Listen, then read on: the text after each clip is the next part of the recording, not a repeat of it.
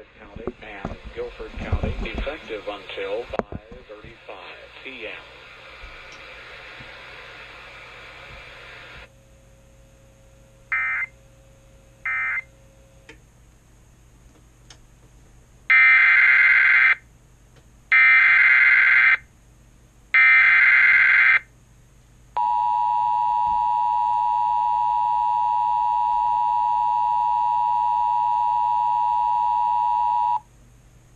The severe thunderstorm warning for Davidson County, Randolph County, Forsyth County, and Guilford County, effective until 5:35 p.m.